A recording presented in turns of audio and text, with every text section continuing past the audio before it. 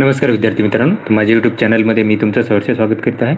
तर तुमच्यासाठी एका महत्त्वपूर्ण विषयावरती व्हिडिओ घेऊन आलो आहे. तो म्हणजे महाराष्ट्र शासनाच्या वन विभागामध्ये जे वनसेवक म्हणजे वनमजूर पदाकरिता जी भरती प्रक्रियासाठी आपण प्रयत्न करत आहोत.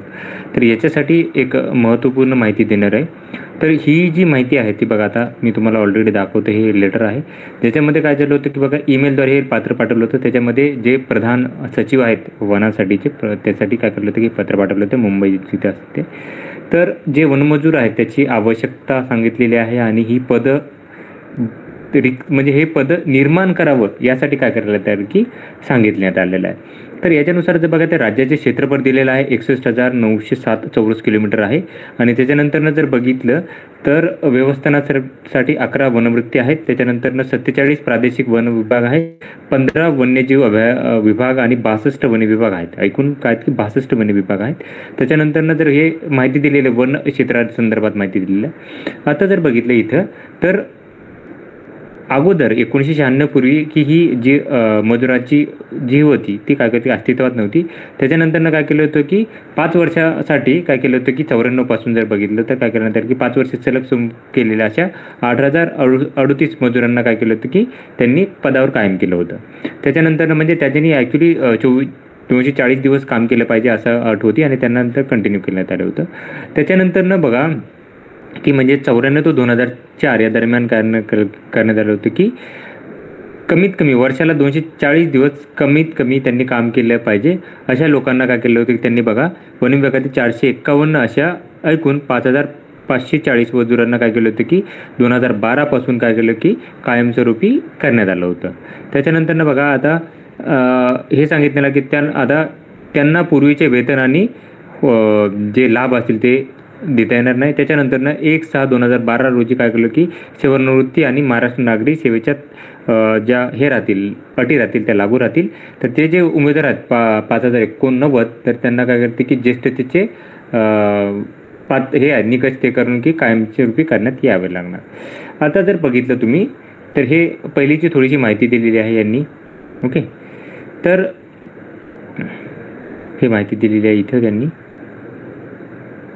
ओके, वन विभागामध्ये त्याची काय हे असणार आहे. आता हे एकदम डिटेलमध्ये सांगायची गरज नाही सध्या तरी. तर आता हे बघा, वन विभागामध्ये जे वन रक्षक पदाकरता आहेत, ओके, त्याच्यापेक्षा कमी जे पद आहेत तर त्यांच्या जी सदर भरती आहे ती सरळ सेवेने करण्यात यावी. त्याच्यानंतरनं स्थानिक उमेदवारांना नियुक्ती म्हणजे देण्यात यावी असे सांगत आहे. त्यांना रहिवासी असला पाहिजे तिथल्या, तुम्ही तिथला असाल तिथले रहिवासी पाहिजे. त्याच्यानंतर तुमचा पगार जो असणार आहे तो असणार 15,500 ते 47,600 असे राहणार आहे. त्याच्यानंतरनं वनसेवक हे नाव राहील त्यांचं. त्याच्यानंतरनं बघा 10वी ठेवण्यात येईल, तसेच 12वी असेल तरी चालेल, त्यांना 12वी असेल असं सांगत आहे. त्याच्यानंतरनं 10% आरक्षण हे दिलेलं आहे ते जे ॲक्च्युली 180 दिवस काम केलं आहे त्यांना दिलेलं आहे. त्याच्यानंतरनं 25% वन रक्षकांची ही असणार आहे ते वनसेवकामधून त्यांची पदोन्नती करण्यात येणार आहे. आता त्याच्यानंतर दिलेलं आहे तर टोटल जे पदं असणार आहे ते आता हे काम कसं करणार आहे, कुठे काय करणार आहे याची माहिती दिलेली आहे. तर टोटल जर बघा यांचे पगाराचे दिलेलं आहे तर टोटल जी पदं आहेत ती आहेत 12,991 पदं तयार करण्यात यावी असं सांगण्यात येणार आहे. आणि जर पाहिलं तुम्ही तर याच्यामध्ये 4,545 ही पदं जी असणार आहेत ती कार्यरत आहेत सध्याच्या. त्याच्यानंतरनं जर बघा तर की 8,446 ही पदाची आवश्यकता आहे. टोटल 12,991 ही पदं आवश्यकता आहे. आता याच्यानुसार बघितलं तर S1 श्रेणी असणार आहे, 15,000 वेतन असणारं मूळ वेतन असणार आहे. याच्यामध्ये महागाई भत्ता 46% म्हणजे 6,900 होईल. त्याच्यानंतर घरभाडे 18% किंवा 3600 म्हणजे 3600 रुपये त्यांना घरभाडे भेटेल. स्थानिक पूरक भत्ता हा 90 रुपये भेटेल. त्याच्यानंतर वाहतूक भत्ता 1,000 रुपये भेटणार आहे. आणि टोटल अशी पगार 28,900 एवढी होणार आहे. त्याच्यानंतरनं जर बघितलं हा खर्च दिलेला आहे किती होऊ शकतो खर्च, तर टोटल 12,991 पदं ही निर्माण करण्यात यावी अशी ही मागणी करण्यात आलेली आहे. हे आता वेगवेगळे यांनी निर्णय दिलेले आहेत, हे सध्या तरी काय कामाचे नाही सध्या तरी आपल्या.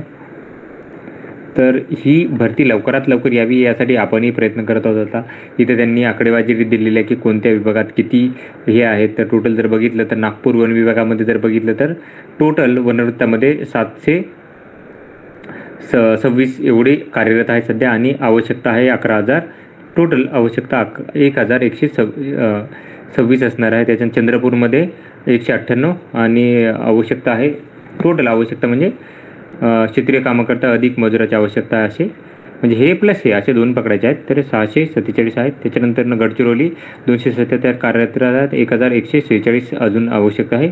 अमरावतीमध्ये 411 कार्यरत आहेत. 777 आवश्यक आहेत. त्याच्यानंतर यवतमाळमध्ये 210 कार्यरत आहेत. 455 आवश्यक आहेत. त्याच्यानंतर छत्रपती संभाजीनगरमध्ये आवश्यकता नाही. टोटल 264 कार्यरत आहेत. अशी यांनी काय केले की यांनी टोटल माहिती दिलेली आहे. आता छत्रपती संभाजीनगर वनवृत्तामध्ये 54 कार्यरत आहेत आणि 781 आवश्यकता आहे.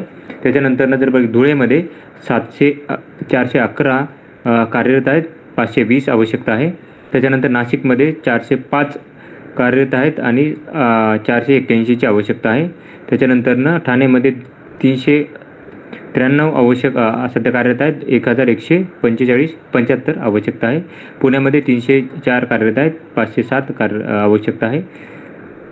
ऐकून जर बघितलं तर टोटल हे कार्यरत आहेत 4445, 4545 आणि आवश्यकता असणार आहे ही असणार आहे 8446 एवढी. तर टोटल 12,991 एवढी आवश्यकता सध्याची आहे. ही भरती लवकरात लवकर निघावी यासाठी आपण प्रयत्न करत आहोत. तर ही माहिती होती. तर अशाच महत्त्वपूर्ण माहितीसाठी माझ्या चॅनलला सबस्क्राईब करा, व्हिडिओ लाईक करा आणि माहिती मित्रांसोबत शेअर